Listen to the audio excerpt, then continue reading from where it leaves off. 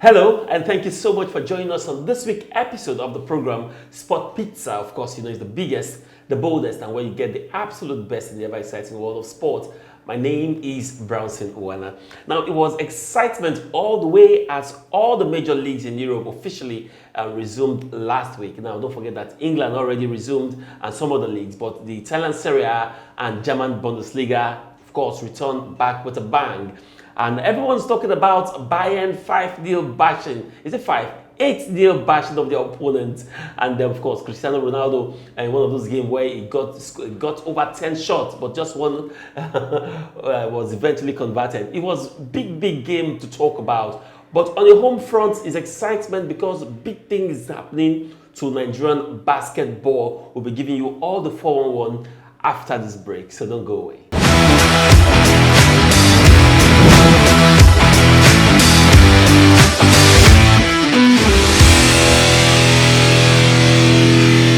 Welcome back. Now my strike partner, Lakule Philip, joins me now.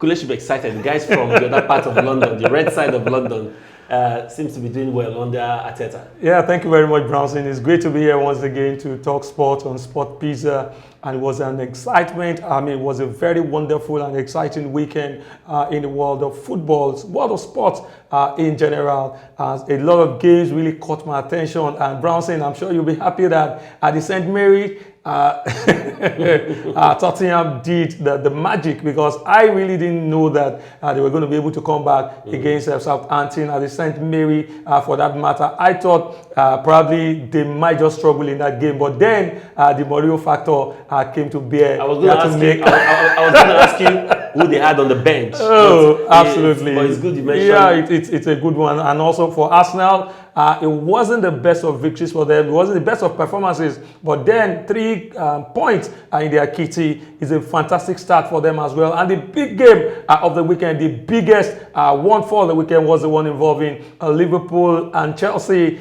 with over 200 million pounds signings. One would have expected Chelsea to do better, but then they took their foot off the gas pedal. They never gelled. It wasn't the best of performances for them. Let me defend Lampard. They never gelled. I think I really want to fault.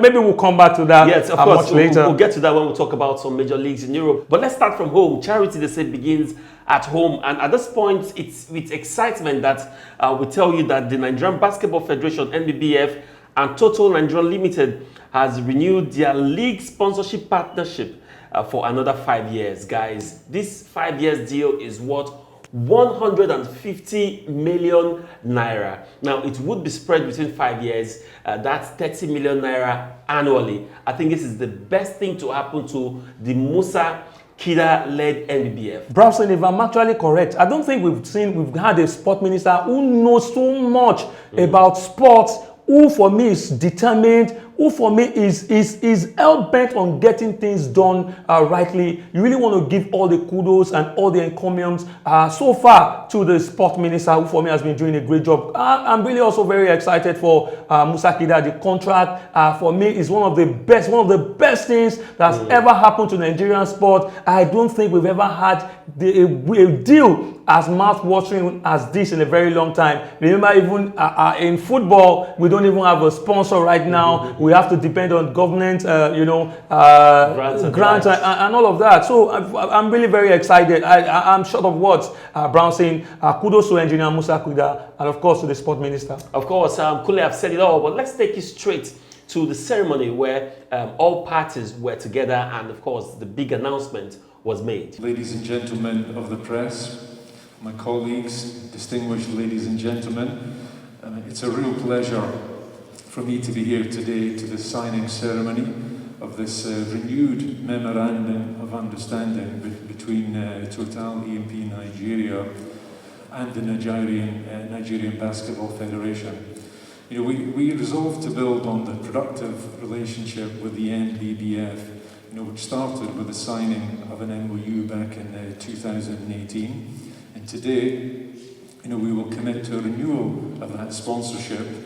And in financial terms, this MOU involves an annual sum of some 30 million naira in each of the next 5 years. When you look at the law, 2004, we had the NFA Act. In 2004, we also had the National NIS Act. In 2009, we had the National Sports Policy. Prior to that, we had a policy on sports and social development. The latest one we have, which is the 2009, is devoid of a business model. It is essentially sports development devoid of a business model. When you put that at par with other sporting regimes across the world, we see that we're clearly behind. And that has been the bane of sports development.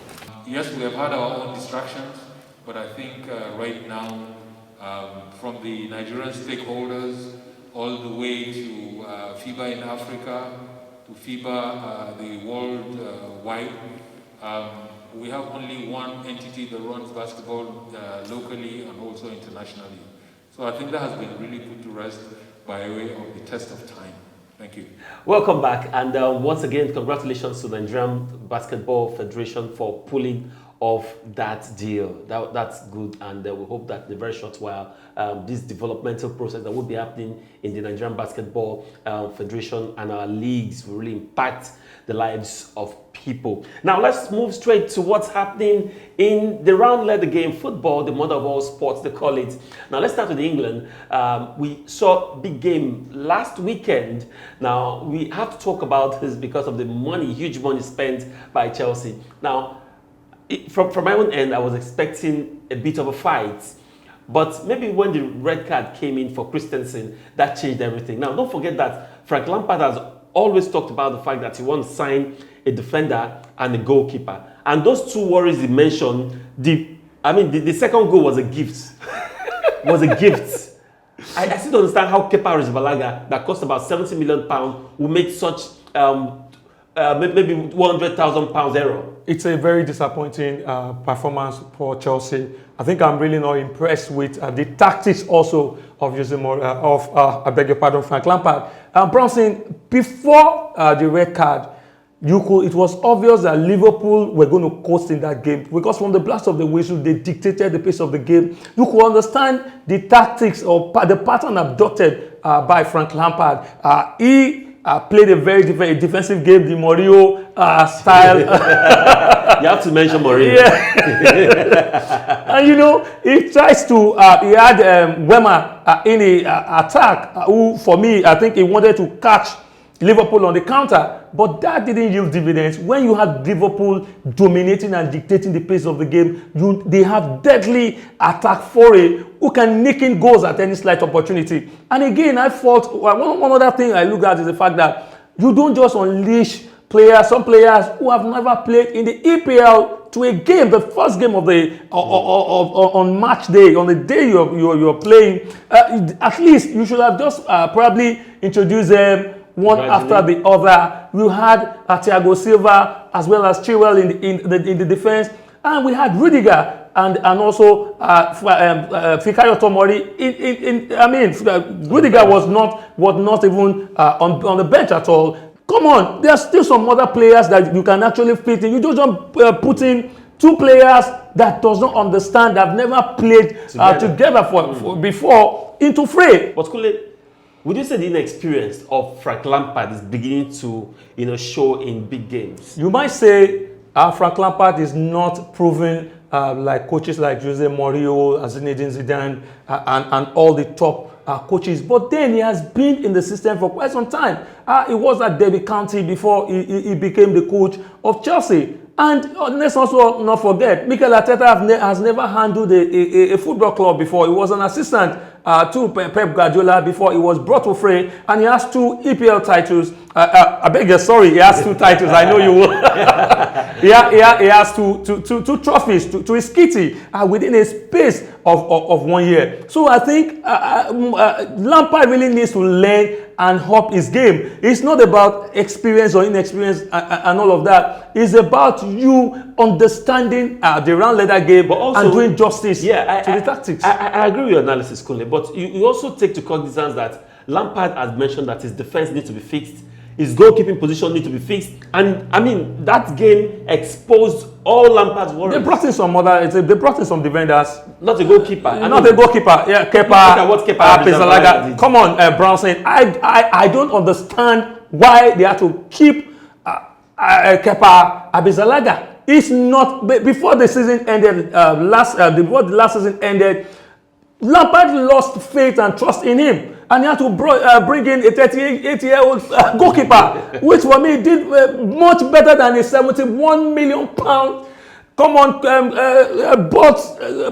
goalkeeper. He has been making all this dough from the sources the feelers we're getting after that. They have actually intensified their bid to get a goalkeeper from Reims in the French division, the French League One. We wait to see how things will pan out as far as that is concerned, because that might actually take probably before the transfer window comes to an end. But then I don't know who, for me, ensured the signing of Kepa Arrizabalaga. Well, and when they saw that it wasn't doing well, come on, last season he had a season to forget for Chelsea. One would have thought that they would have intensified instead of spending so much money on all these players. Chelsea fans should also have considered signing a top goalkeeper. Chelsea fans are still celebrating all their signings, so don't bust their purpose.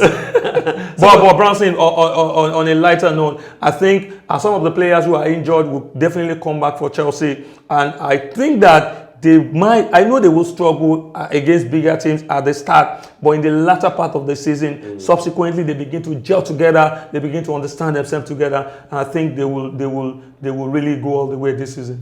Well, that's how much we can take for the English Premier League. Now, last week on the show, I did say that I was going to read some messages from our social media handle, so I have to keep to that promise. So if you haven't been following us on all our social media platforms, it will display right now on your TV screen. You can just take a pause and click the necessary step. It's very easy. It's just a click away. Follow us on Instagram. It's just a click or follow away on Facebook and the likes. So let me go straight to Facebook and read one or two comments. Now, this one is coming from King Omolari. It says, I watched the show. It was a very fantastic show. Thank you very much, Yomi, for your comment.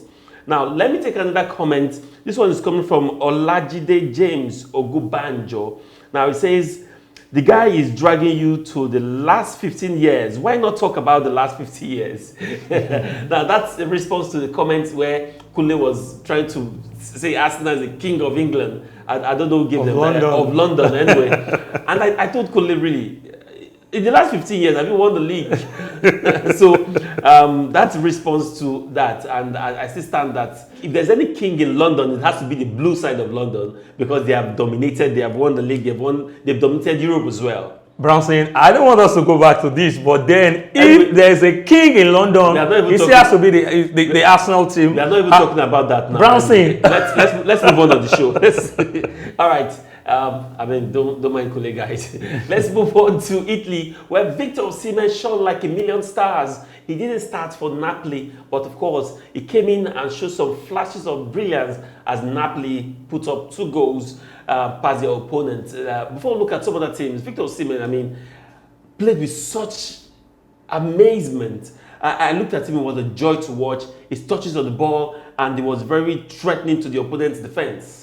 This is a very encouraging one for him, and of course for the teaming fans, the fans that follows him, his game on a regular basis. It was really a very good, performance from him. It was his debut game for SSC Napoli, and he was able to put up. He came in the 61st minute, and he did what was expected of him. I remember immediately after the game, the coach of the side, Gattuso, came out to say he is a young man of about 22 years, but he's got the experience of a 40-year-old man. That's really got to show the belief and the confidence they have in him. And he's sporting jersey number 9, Brownson, remember. So I see that in subsequent, probably they're going to unleash him. He's going to be starting. Integrate him. That's what I'm talking about. Yeah, one of the blunders Frank Lampard is actually making. So Gattuso is not making such mistake. Integrated him gradually into fray, because the French league cannot be compared with the Italian league. Is Seria A. It's a two different leagues entirely. So it takes time for some players to gel, but we hope that Victor Osimhen wouldn't take time before we can see that he has actually started like he was on fire. But I want him to actually consolidate by getting in goals, sneaking in as many goals as possible. I mean, I watched him play, and I mean, I thought there was hope for Nigerian, especially that attack line for Super Eagles. He's got this fire in him. He plays with such aggression. Even though I think I would have loved to see him in the English Premier League, but Italian Seria is also a very good place. Now, also, Pelo's first game in charge of Juve, well, wasn't very bad, even though we saw some unfamiliar names in the starting lineup. Yeah, he's trying to rebuild the team. He's trying to change a lot of things, and that's what happens when you have a new coach in charge of a team. Except a coach that doesn't have a philosophy. So for Pelo, I think it's a good start. You try to probably bring in some players that you believe in.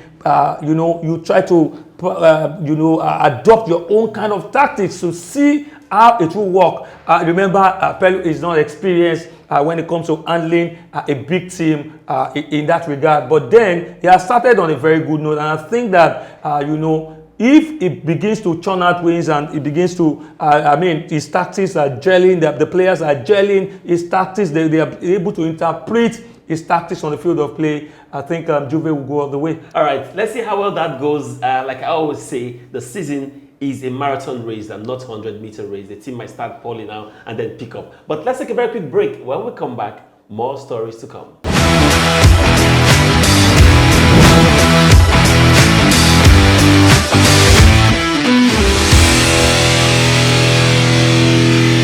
Welcome back. Now let's take it straight to La Liga. La Liga was a very fantastic experience. Defending champions struggled to get their feet on the gas pedal as they were held by Real Sociedad to a goalless draw.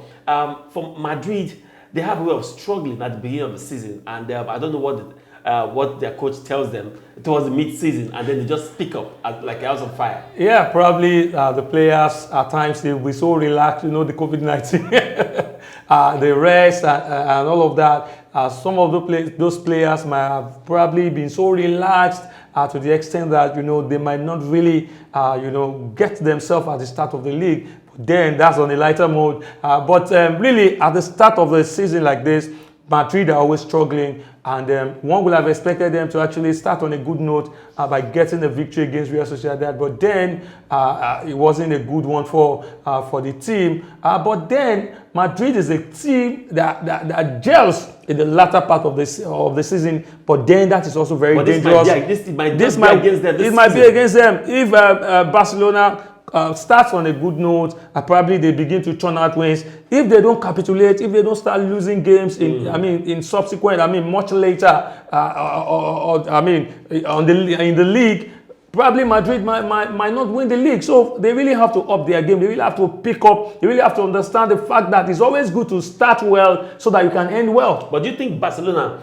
with their new coach and all of that, we understand their first game and all of that, but do you think Barca can really fight for that title this season? They have what it takes to fight.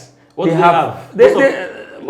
Vidal is almost joining Inter Milan. Okay. And Suarez is as good as gone. It's not, most of the deals have not seen the light of the day yet. And I think that some of the players that have been placed on transfer market might still stay. And don't forget, Brownson, they still got Lionel Messi in their ranks. He didn't move at the end of the day. And when you have Messi, what is one player in the midst of? No, they still got some players. They still got some good players as well. That's why I'm saying some of those players, some of those top players might not go. I'm not happy about the fact that they allowed Alcantara to go to Liverpool, though he's actually a player of Bayern Munich. But then I feel that they should really have convinced him to return to Barcelona. These are the kind of players you need to actually, campaign and make things count. With the fact that you are letting most of your top players go. But for me, I still think that Barcelona are going to compete this season. We're going to have Atletico Madrid also competing and also Real Madrid competing. Maybe we're still going to have a 3-horse race. but looks most likely that the league might, or the pendulum might swing between Real Madrid and FC Barcelona.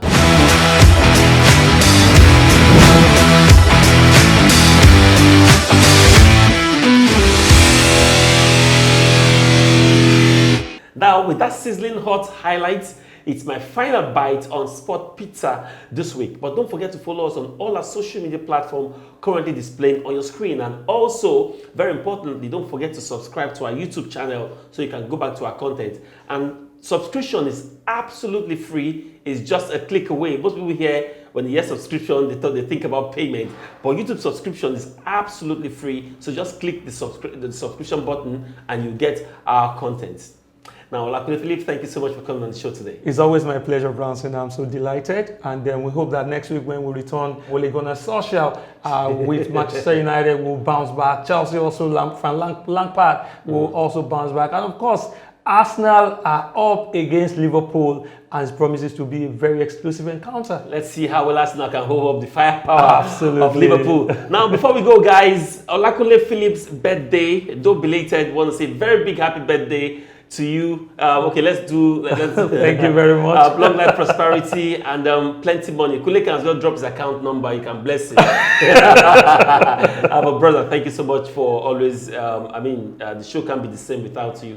From all of us, production crew of Sport Pizza, we love you very much. Thank you very much, Bronson, and thanks to everyone who actually called me, made my day as wonderful as it was. I'm really honored. And I'm delighted. God bless you all. And to you, our viewer, thank you so much for watching. Let's do it again next week. Until then, please stay safe.